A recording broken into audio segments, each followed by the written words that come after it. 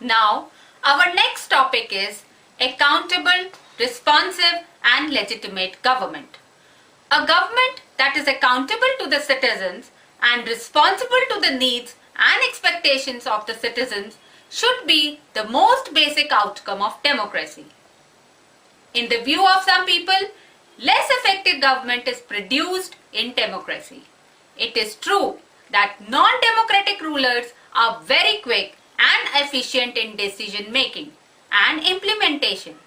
It is because they do not bother in deliberation in assemblies or worry about majorities.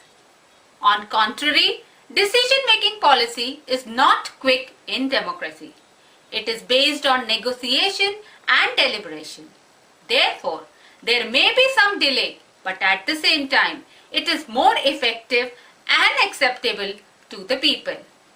Decision-making in democracy is based on norms and procedures.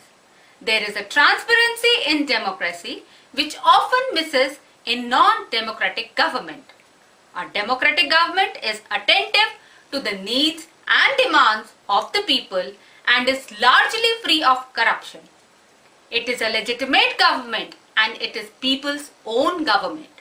Therefore, people believe that democracy is suitable for their country and wish to rule by representatives elected by them.